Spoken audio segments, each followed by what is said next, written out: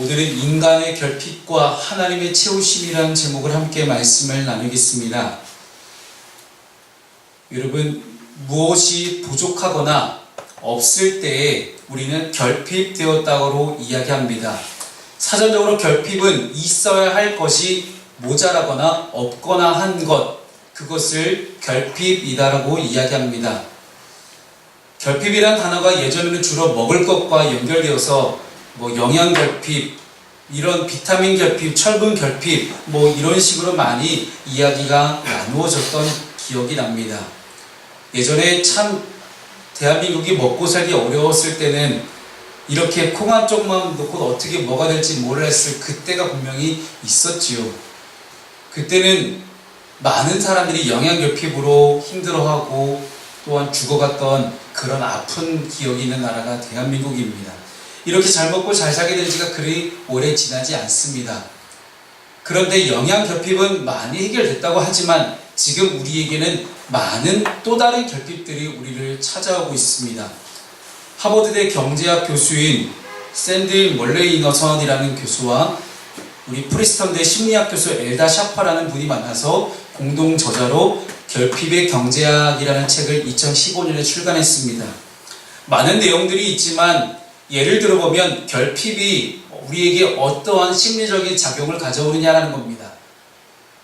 쉽게 얘기하면 우리 학생들에게 적용해 본다면 시험 기간이 얼마 남지 않았습니다. 바로 내일이 시험이에요.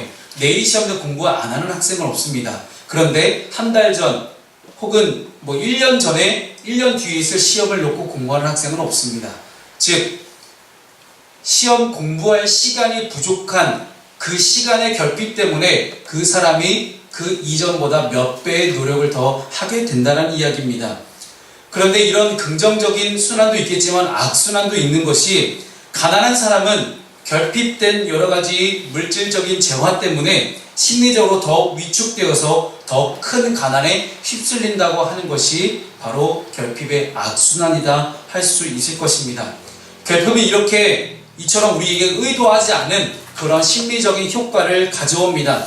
그렇다면 결핍을 해결하게 된다면 문제가 과연 해결될까요? 돈이 없는 사람에게 돈을 가져다 주고 물질이 없는 사람에게 물질을 가져다 주고 시간이 없는 사람에게 시간을 가져다 주는 그런 결핍을 해결할 수 있는 일들이 과연 우리에게 일어날 수 있냐는 것입니다. 그래서 이 책에서는 저자가 그렇게 이야기를 합니다. 이런 결핍의 악순환을 예방하기 위해서 느슨한 완충 장치를 마련해야 된다라고 이야기합니다.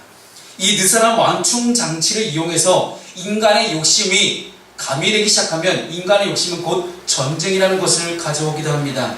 나의 결핍을 해결하기 위한 가장 좋은 방법은 남의 것을 빼앗는 것이기 때문입니다. 결핍을 해소할 때 결핍에 빠질 가능성이 줄어들고 결과적으로는 비합리적인 판단을 내리거나 실수할 가능성이 줄어든다는 뻔하지만 쉽지 않은 이야기를 이 결핍의 경제학은 이야기하고 있습니다. 이 외에도 굉장히 다양한 내용들이 있습니다. 여러분 관심 있으시면 꼭 반드시 한 번쯤 읽어봐야 되는 그런 좋은 책이라 생각을 합니다. 그런데 커비 리더십 센터의 학장이자 유명한 경영학자이며 사상가인 스티븐 커비 박사가 있습니다.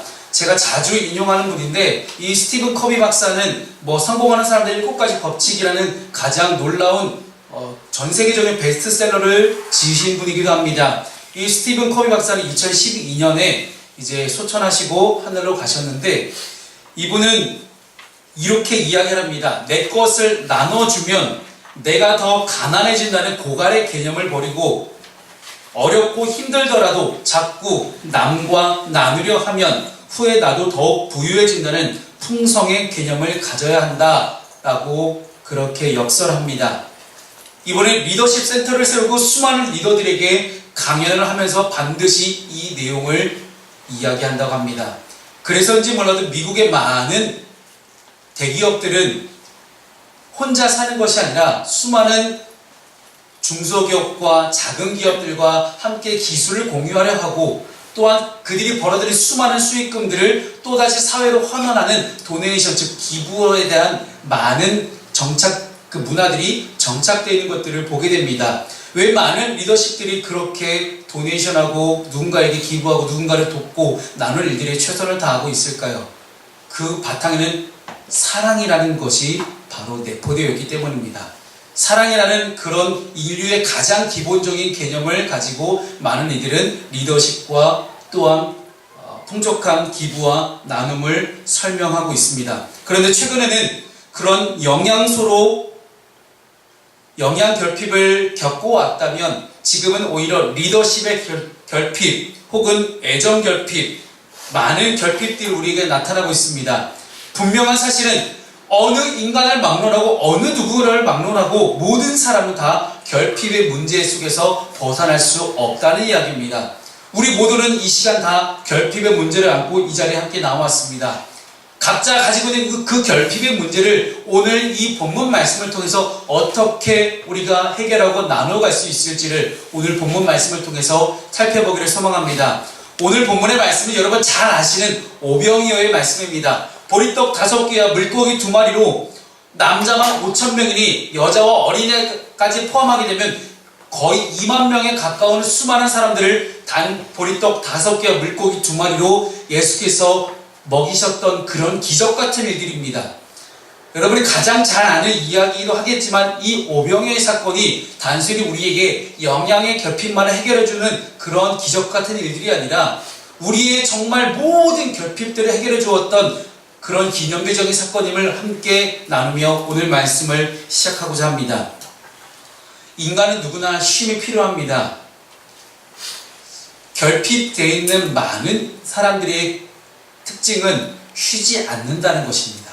쉬지 않고 일을 하는데 이상하게 돈은 늘어나지 않아요. 쉬지 않고 일을 하는데 계속해서 결핍은 또 다른 결핍을 낳는 악순환만 반복되는 그 상황 가운데 그럼 우리는 어떻게 해야 될까? 인간은 쉼이 필요합니다. 오늘 본문 가운데 나오는 이 배경은 예수님께서도 너무나 피곤하셨습니다. 본문의 말씀을 보게 되면 예수께서는 밥 먹을 시간이 없을 정도로 수많은 병자와 수많은 귀신들의 사람들과 수많은 예수님의 가르침을 받으러 온 많은 이들에게 말씀으로 하나님 나라를 가르치십니다. 그런데 밥 먹을 시간도 없이 그렇게 힘들게 달려왔으니 또 이 제자들 또한 줄씩 짝지어서 복음을 전하며 돌아다니다가 이제 예수님께 돌아와서 보고합니다. 예수님 말씀대로 가서 복음을 전했더니 이런 놀라운 일들이라고 정말 저희도 똑같이 복음을 전했더니 예수님처럼 기적이 일어났습니다. 예수님 정말 하나님께 영광을 돌립니다. 그런 많은 보고들이 나오는 그 상황 가운데 예수님은 밥 먹을 시간이 없었으니 야 이제 우리 한적한 곳에 가자 라고 이야기하십니다. 31절 32절 말씀을 함께 읽습니다. 시작. 이르시되 너희는 따로 한적한 곳에 가서 잠깐 쉬어라 하시니 이는 오고 가는 사람이 많아 음식 먹을 겨를도 없음이라. 이에 배를 타고 따로 한적한 곳에 갈세. 아멘. 이 당시에는요 마태, 마가, 누가, 요한복음 모든 사복음서를 다 통틀어 봐도 예수님의 생애에서 가장 바빴을 때입니다. 그때라고 하는 것은 예수님의 공생애를 1년, 2년, 3년 그 3년의 기간으로 보고 있는데 그 3년 중에 3분의 2 지점이 지난 때예요. 그래서 아마도 예수님을 향한 모든 인기와 소문이 가장 극에 달할 때이기 때문에 예수님이 가신 그 곳곳마다 수많은 사람들이 예수님께 몰려와서 예수님을 붙잡고 예수님을 찾던 그런 시기였습니다. 그런 시기 가운데 어떻게 알았는지 예수님이 계신 곳을 수많은 사람들이 찾아다니기 시작합니다. 예수님이 가실 곳을 미리 알고 먼저 그곳에 도착하기도 하는 그런 일들도 벌어지기 시작합니다. 여러분 여기서 본문에서 이야기하는 한적한 곳이라고 하는 것은 원어적으로 헬라어의 원어적으로 살펴보면 광야를 말합니다. 즉 한적한 곳이라고 하면 사람이 절대 살 수 없는 곳, 사람이 모여들지 않는 곳, 평생 사람이 절대 가지 않는 곳, 그곳을 한적한 곳이다 라고 성경은 표현하고 있습니다. 즉 예수님과 제자들은 본인들이 먹고 살기 위해서 본인들의 어떤 여러 가지 다양한 쉼을 해결하기 위해서 한적한 곳에 가서 쉴 수밖에 없을 정도로 엄청나게 많은 이들이 예수님을 쫓아오기 시작했다는 것입니다. 여러분 장사가 잘 되면 참 기분이 좋겠죠. 날마다 손님들이 끊임없이 찾아오면 참 기분이 좋은 일일 것입니다. 그런데 그렇게 해서 우리의 건강을 잃어버린다면 과연 어떨까요? 인간은 정말 누구나 쉼이 필요합니다. 근데 이 쉼을 어떻게 우리가 할 수 있느냐라는 거예요. 한적한 곳에 가서 쉬는 것이 과연 어떤 의미일까요? 여러분, 성경에서 말하는 광야는, 성경이 말하는 광야의 의미는 우리가 생각하는 광야와는 너무나 다릅니다. 우리가 사진으로 보는 광야는 마른 풀밖에 없는, 그리고 선인장밖에 없는 그런 건조한 땅, 그런 땅을 우리는 광야라고 부르고 있습니다. 근데 성경이 말하고 있는 광야는 사람들의, 수많은 사람들로부터 피해서 하나님을 만날 수 있는 장소가 광야입니다. 다른 아무것도 없기 때문에 시끄러운 소리도 없고요. 그 조용한 곳 속에서 오직 하나님께만 의지하고 하나님만을 만날 수 있고 하나님과 모든 영적인 교통이 일어날 수밖에 없는 그 곳이 바로 광야라는 곳입니다. 가끔씩 제가 기도원을 갔다 옵니다. 산속에 있는 기도원을 가는데 제가 자주 가는 기도원을 들어가 봐도 소리가 안 나요. 그냥 조용히 그냥 새소리와 바람 부는 소리, 그런 소리밖에 안 나는 그 곳에서 조용히 하나님을 묵상하고 하나님께 기도를 드리고 조용히 하나님과 산책을 하면서 하나님께 하나님의 뜻을 물어보는 그러한 시간들을 1년에 한두 차례 정도 가지고 있습니다. 그런데 최근에 발견했던 또 다른 장소는 제가 월화수 3일 동안 계속 가고 있는 안산대학교예요. 안산대학교 뒷산을 올라갔더니요, 지금 얼마나 단풍이 예쁘게 쫙 물들어가고 있고 조용한 곳 속에서 얼마나 좋은지요. 가다 보면 또 도토리도 얼마나 많은지 도토리 하나하나 주우면서 밤도 하나하나 그냥 주우면서 한번 쓱 산책을 하고 내려오면 학생들이 되게 시끄러워요. 앞에 담배 피고 있고. 근데 그거 조금만 벗어나면 좋은 공간이 있음을 보게 됩니다. 한편으로 생각해보면 저희 교회에도 그렇게 쉴 수 있는 시간과 공간과 장소를 마련했었습니다. 그렇죠. 그래서 저희가 2주 전에 야외배를 가서 갈대습지공원에서 함께 자연을 함께 만끽하고 돌아왔습니다. 인간은 누구나 쉼이 필요합니다. 왜냐하면 하나님도 쉬셨기 때문입니다. 1일부터 6일까지 이 세상 만물을 다 창조하신 하나님께서는 마지막 7일째 안식하시면서 쉼을 본인에게 허락하셨습니다. 그런 것처럼 또한 저와 여러분도 이렇게 쉼이 필요합니다. 그 쉼을 통해서 우리는 뭔가를 다시 재충전할 수 있게 되고 그 결핍을 채우기 위해서 부단히 계속해서 일해왔던 우리에게 쉼이라는 것은 또 다른 일이 될 수도 있겠지만 그 쉼 자체를 통해서 우리는 무엇보다도 우리에게 안식을 통해서 새로운 힘을 주시는 그 하나님을 발견할 수 있게 됩니다. 그래서 광야에서 이스라엘 백성들이 출애굽 이후에 광야에 떠도는 40년 동안 만나와 메추라기가 매일 내려왔지만 안식일만큼은 내려오지 않았습니다. 그날만큼은 그 전날, 안식일 전날엔 2배가 내렸기 때문이지요. 그렇게 풍성히 채우시는 하나님을 우리는 경험할 수 있으려면 쉼을 먼저 우리 스스로에게 허락할 수 있어야 됩니다. 그런데 이렇게 쉼을 얻으려고 돌아갔던 예수님의 계획은 수포로 돌아갑니다.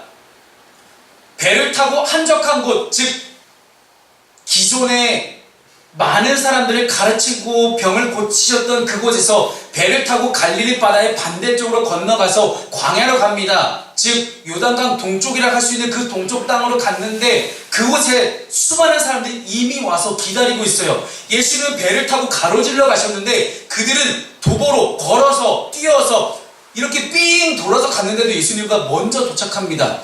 어떻게 그것이 가능했을까요? 여러분, 예수님이 가신 그곳을 과연 그들이 어떻게 먼저 알았을까요? 참 희한합니다. 그래서 한편으로는 제자들이 미리 정보를 흘렸나? 뭐 그런 생각도 추측도 해보게 합니다만은 어찌됐든 그들이 왜 그렇게 예수님이 계신 곳을 그렇게 찾아다녔을까? 이유는 단 한 가지입니다. 그들에게는 결핍이 있었기 때문입니다.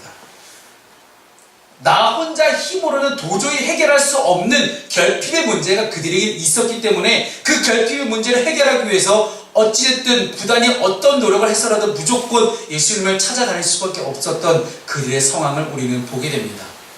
그래서 우리 두 번째 말씀은 이렇게 결핍의 문제를 안고 찾아간 모든 이들을 예수님께서 어떻게 맞아주셨냐 하는 이야기입니다. 정말로 우스갯소리고 농담입니다만은 우리 동호 홍식이, 정현이가 아무리 이렇게 오랜만에 찾아와도요, 저는 좋아요. 저 친구들이. 벌써 16살 때 만나서 지금까지 참 몇 년의 세월을 그렇게 지나고 있지만, 참 저 친구들이 오랜만에 저렇게 갑자기 툭 하고 나타나고, 이 입냄새 맡아보면 담배 냄새가 여전히 나지만, 그래도 저 친구도 참 좋아요. 왜냐하면 제가 처음에 목회를 하겠다라고 결심했던 것들이 길거리에 쭈그려 앉아갖고 2005년에 대전시에서 쭈그려 앉아갖고 골목에서 담배 피던 녀석들을 보면서 혼내야지 하는 생각을 가지고 가다가 제 마음 가운데 그 학생들을 향한 긍휼히 여기는 마음, 불쌍히 여기는 마음, 혹은 정말 사랑하고 싶은 마음, 어떻게 잘 한번 해줄 수 있을까 하는 그런 마음이 먼저 들기 시작했습니다. 그 마음 때문에 저는 지금까지 이렇게 목회의 길을 걸어오고 있습니다. 그래도 오랜만에 나타나도 좋아요. 그래도 안아줄 거고요. 그래도 이렇게 꼬집어 줄 거고요. 그래도 간지럽혀주고. 예수님의 마음이 그런 마음이 아니었을까 생각을 해봐요. 갈릴리 바다 반대쪽으로 건너와서 수많은 2만 명 가까운 사람들이 군집해 있는 그 상황 가운데 예수님은 분명히 쉬러 가셨어요. 배고프거든요. 밥을 먹을 겨를도 없이 정신없이 사역을 하시다 보니 배고프기도 하고 힘들기도 지쳤는데 또다시 2만 명 가까운 수많은 사람들이 여전히 예수님을 기다리고 있었던 거예요. 그들을 바라보시면서 예수님이 가졌던 마음은 이 마음이셨습니다. 34절 말씀 함께 읽습니다. 시작. 예수께서 나오사 큰 무리를 보시고 그 목자 없는 양 같음으로 인하여 불쌍히 여기사 이에 여러 가지로 가르치시더라. 아멘. 여러분, 여기서 키포인트는요, 목자 없는 양 같았다라는 거예요. 양이, 목자가 사라지면 자기들 멋대로 다니기 시작합니다. 여러분, 실제 양을 만나보니요, 얼마나 괴팍하고 성격이 더러운지요. 와, 용서하시고 들으십시오. 저희 성도들 같습니다. 진짜 정말 죽어라 하고 목사 말 안 듣는 성도들처럼 그렇게 양들이 목자가 없으면요, 얼마나 지멋대로 하는지. 아주 양들이 점프를 해도 이 정도 높이를 뛰어요. 어마어마하게 높이 뜁니다. 그렇게 해서 막 자기들끼리 막 뛰어다니는데 어마어마해요. 근데 그 순간 목자가 휘파람을 불거든 아니면 뭐 이게 호루라기 불든 뭘 하든 어떤 소리가 딱 나잖아요. 그 순간 수많은 양들이 일제히 목자에게 싹 모여드는 것들을 경험하니 와, 정말 어마어마합니다. 여러분, 이거예요. 목자가 없는 양은 방향 없이 내가 어디로 가야 될지 모르듯이 인생의 방향을 다 잃어버린 사람처럼 그냥 그대로 떠돌아다니고 있다는 거예요. 자기 마음 내키는 대로, 아, 여기 좋은 풀이 있어? 그러면 거기 가서 풀을 먹고, 저쪽에도 좋은 풀이 있네? 그곳에 그렇게 쭉 다니다 보면 좋은 풀만을 쫓아다니다 보니 어느 순간 자기가 어디 와 있는지도 모르는 그 상황 가운데 처해 있던 그 상황이 바로 오늘 이 시간 결핍의 문제를 안고 온 저와 여러분의 상황이며, 또한 이 시간 가운데 이 본문 안에 있는 수많은 이스라엘 사람의 2만 명의 상황이라는 것입니다. 목자란 어떤 존재입니까? 양을 위해서 자신의 목숨까지도 내어놓을 수 있는 존재가 목자라는 존재입니다. 그런데 당시 정치 지도자들, 종교 지도자들은 모두가, 종교 지도자, 정치 지도자들 모두가 백성들을 위해서 목숨을 버릴 생각은 안 하고 오히려 그들의 모든 것들을 앗아가고 있었습니다. 여러분, 기록에 의하면 그 당시 갈릴리의 분봉왕은 헤롯이라는 사람입니다. 헤롯 왕이 다스리던 그 갈릴리 지역에서 일반 평민이 내는 세금이 50%예요. 내가 100원을 벌으면 50원을 세금으로 내야 되는, 지금보다 더 먹고 살기 힘든 시대가 그 당시 이스라엘 사회였습니다. 수많은 것들을 다 세금으로 뺏어가고 그 가운데 많은 이들이 세금을 또 2배로 등쳐먹는 그런 사개와 같은 세리들이 굉장히 많았습니다. 그런데 얼마나 먹고 살기 힘들었을까요? 그 수많은 결핍의 상황 가운데 문제를 가지고 사람들은 예수님께 나왔습니다. 백성들은 오직 자기들의 율법으로만 판단하는 수많은 지도자들 때문에 여전히 고통받고 있었습니다. 근데 그 수많은 사람들이 나왔을 때 예수님은 절대로 그들에게, 야, 니네 왜 여기까지 따라왔냐? 나 좀 쉬자. 나 좀 쉬고 밥 좀 먹으려는데 니네 왜 여기까지 따라왔냐? 라고 얘기하지 않으시고 그들을 불쌍히 여기십니다. 어떻게요? 목자가 없는 양같이 살아왔기 때문입니다. 그 주님이 하신 일들은 무엇입니까? 그들에게 말씀을 가르치십니다. 그들에게 가장 필요한 것이 육신의 양식보다도 영적인 양식이었음을 예수님은 분명히 알고 계셨습니다. 영적인 문제가 해결되면 육체적인 문제는 반드시 해결될 수 있음을 주님은 아셨기 때문에 그들에게 단순히 지금 그 상황 가운데 필요했던 육적인 문제를 먼저 해결하기보다는 영적인 문제를 먼저 해결하기를 원하셨습니다. 그래서 예수님의 이런 많은 오병이의 사건들을 기록한 다른 복음서 말씀을 보니요, 마태복음 14장 14절입니다. 함께 읽습니다. 시작. 예수께서 나오사 큰 무리를 보시고 불쌍히 여기사 그 중에 있는 병자를 고쳐주시니라. 누가복음입니다. 시작. 무리가 알고 따라왔거늘 예수께서 그들을 영접하사 하나님 나라의 일을 이야기하시며 병 고칠 자들을 고치시더라. 아멘. 주님은 우리가 어떤 문제를 갖고 있는지 다 아세요. 전능하신 하나님, 전지전능하신 하나님께서 모르신 것이 하나도 없잖아요. 다 알고 계시는 하나님께서 이들이 어떤 결핍의 문제가 있었는지 다 알고 계셨습니다. 그런데 여러분, 결핍의 문제가 해결되는 것도요, 순서가 있어요. 거꾸로 해결되기 시작하면 또다시 결핍은 악순환만을 반복할 뿐입니다.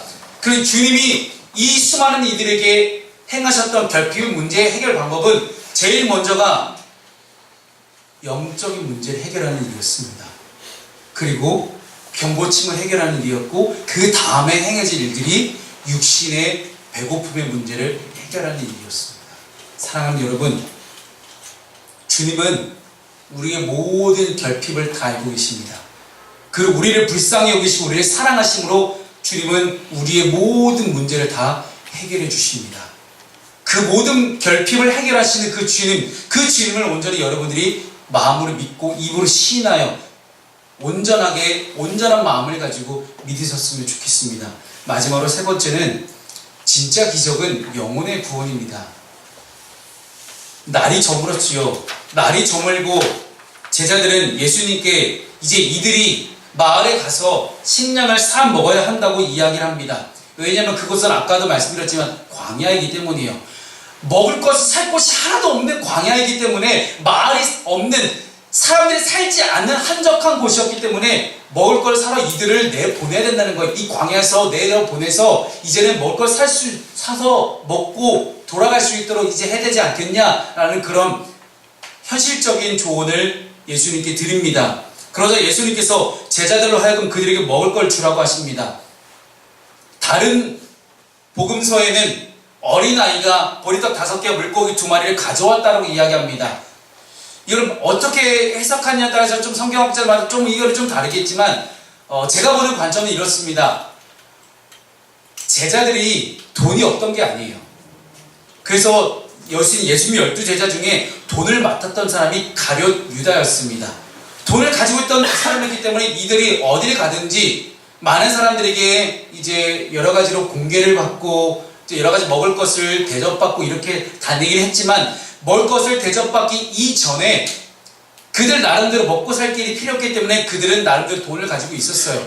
근데 그 돈을 가지고 한적한 곳에 가면서, 사람이 살지 않은 곳으로 가면서 과연 예수님과 제자들이 그냥 갔을까요? 아무것도 먹을 것이 없는데 그냥 무조건 가서 야, 쉬면서 우리 밥이나 먹자, 이거 안 되잖아요. 분명히 제자들은 먹을 것을 준비해 갔을 거라는 것이 제 추측입니다. 먹을 걸 가지고 가서 한적한 곳에 갔는데, 그때 당시에 이 보리떡 5개와 물고기 2마리가 제자들에게 있지 않았을까 하는 생각입니다. 근데 우리가 설교 서두에 스티븐 코비 박사가 이야기했던 것처럼, 단순히 내 것을 나누었을 때 고갈의 개념보다는 내 것을 나눴을 때 더 큰 풍성한 나눔으로 이어지는 나눔의 개념이 오늘 본문 가운데 실현이 됩니다. 제자들로 하여금 먹을 걸 주라고 이야기하시죠. 제자들에게 먹을 것이 있었으니까 예수님은 그들에게 나누어 주라고 이야기하셨을 거 아닙니까?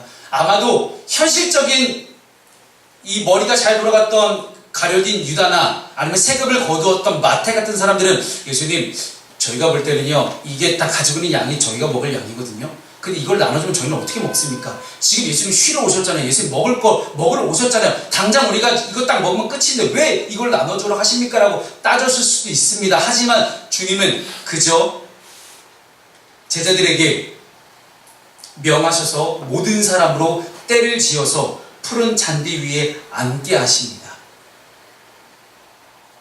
먹고 살 길을 아무리 너희들이 고민한들 너희들이 해결할 수 있냐라는 거예요.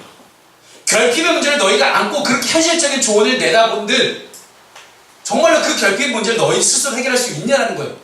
할 수 없으면 그냥 주님께 맡겨라. 나에게 맡겨라. 그래서 너희들은 내가 시키는 대로 내가 명하는 대로만 해라. 그래서 명하사, 제자들 명하사 사람들로 하고 50씩 100명씩 짜여져서 앉게 하신 겁니다. 그런데 예수님께서 무리지어 앉게 하시고 감사 기도를 하신 다음에 나누어 주십니다. 그곳에 있는 모든 사람들이 다 배불리 먹고 12바구니에 차게 남았습니다. 여러분, 기적이 일어났지요. 여러분, 기적은 어떻게 일어납니까? 주님의 말씀에 순종할 때 일어납니다. 제자들이 예수님이 명하셨을 때 사람들을 하여금 짝지어 앉게 하시려고 했을 때 예수님 그렇게 하시면 안 됩니다. 예수님 그렇게 하시면 우리 다 굶어 죽어요. 지금 이 사람들 그냥 이렇게 앉게 할 게 아니고 일어나서 보내야 되는 게 맞는데 왜 앉게 하십니까? 라고 따졌다면 아무런 기적이 일어나지 않았겠죠. 근데 제자들은 그래, 지금까지 수많은 기적을 행하신 주님이시니까 주님이 하시겠지 하는 마음으로, 그런 믿음으로 주님이 앉으라고 하실 때 그저 그 말씀 그대로 순종하고 사람들을 앉혀놓습니다. 그리고 나눠주기 시작을 하죠. 아마도 성경에서 기록된 최초의 성찬이 이루어진 순간이 아닐까 생각을 합니다. 여러분, 이것은 더 중요한 것을 상징합니다. 예수님께서는 그들의 육신의 결핍의 문제를 해결하기 위해서 오신 것이 아니라, 여러분, 육체의 배부름은 잠깐이에요. 육체의 배고픔도 잠깐입니다. 이 배고픔이라는 육신의 문제는 아마도 우리가 먹고 살기 위한 그런 여러 가지 결핍의 문제들은 어떻게 하면 해결은 될 수 있어요. 하지만 절대로 해결이 불가능한 일들은 영적인 결핍의 문제입니다. 그래서 영적인 세계보다는 육체적인 세계에 더 관심이 많았던 이 이스라엘 사람들에게 예수님은 또 다른 울림을 던져주고 계십니다. 요한복음 6장 26절 27절 말씀을 함께 읽어보겠습니다. 시작. 예수께서 대답하여 이르시되 내가 진실로 진실로 너희에게 이르노니 너희가 나를 찾는 것은 표적을 본 까닭이 아니요 떡을 먹고 배부른 까닭이로다. 썩을 양식을 위하여 일하지 말고 영생하도록 있는 양식을 위하여 하라. 이 양식은 인자가 너희에게 주리니 인자는 아버지 하나님께서 인치신 자니라. 아멘. 실제로 성경을 보게 되면 이 오병이어의 기적 이후에 예수님의 인기는 하늘로 치솟습니다. 그리고 예수님이 예루살렘 성에 들어가실 때 수많은 이들이 종려나무 가지를 흔들려 호산나 다윗의 자손이여 예수여 우리를 구원하소서 하면서 예수님을 향해서 수많은 군중들이 모여들기 시작합니다. 예수님은 그냥 맘만 먹으면 이스라엘 왕이 될 수 있는 그런 상황이에요. 그런데 예수님을 이 세상에 단순히 자신들의 결핍을 채울 수 있는 그런 도구로만 사용하고자 했던 사람들이 이스라엘 사람들의 욕심이었습니다. 그들의 마음 가운데는 딱 하나였어요. 야, 이렇게 배부르게 해주는 예수님이라면 우리의 왕으로는 충분하다. 진짜 정치적인 왕으로 한번 세워보자. 여러분, 하지만 썩을 양식을 위하여 일하지 말고 영생하도록 있는 양식을 위하여 하라. 영생하도록 있는 양식이 무엇입니까? 바로 예수님의 살과 피를 상징합니다. 예수님의 살과 피를 먹은 모든 이들이 다 구원을 받았으니 주님은 이 시간 가운데 오병의 기적을 일으키시면서 2만 명에게 하고자 하셨던 것은 단순히 육체의 결핍의 문제를 해결하기 위함이 아니라 이렇게 풍성한 나눔을 통해서 하나 되고 서로 나눔을 통해서 서로 사랑을 나누고 진정한 하나님 나라를 실현할 수 있는 것을 이 나눔을 통해서 가능할 수 있다는 것을, 또한 그 모든 매개체는 오직 예수 그리스도의 살과 피로 오직 복음으로 구원으로만 가능하다는 사실을 주님은 우리에게 말씀하고자 하셨던 것입니다. 그래서 여러분, 결핍에도 순서가 있다고 말씀드렸습니다. 모든 결핍을 해결할 수 있는 유일한 열쇠는 바로 생명의 양식, 즉 예수님의 살과 피, 예수 그리스도를 오직 믿음으로 구원받는 일들입니다. 이 시대의 진정한 필요한 것은 예수 그리스도의 살과 피인 줄로 믿습니다. 말씀을 정리하겠습니다. 윌리엄 윌버포스라는 사람이 있지요. 영국의 노예 해방을 이끈 위대한 의원입니다.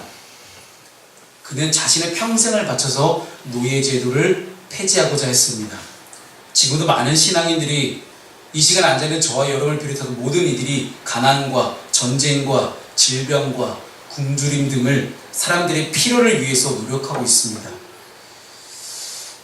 이것도 우리에게 물론 필요합니다. 그런데 주님께서도 굶주린 이들을 보시면서 긍휼히 여기셨던 마음이 있으셨지만 우리는 그것에 그치면 안 됩니다. 단순히 지금 나에게 없는, 나에게 부족한, 나에게 결핍의 문제로 다가왔던 그 수많은 것들을 우리가 단순히 바라보는 것이 아니라 내가 만나는 사람들의 결핍의 문제를 내가 내 힘으로, 내 능력으로 도와주려고 하는 것이 아니라 우리는 예수 그리스도의 복음으로 영적인 문제를 먼저 해결함으로 모든 결핍 문제가 해결될 수 있는 그런 놀라운 축복이 오늘 저와 여러분에게 있기를 주님 이름으로 축원합니다. 기도하겠습니다. 사랑의 하나님,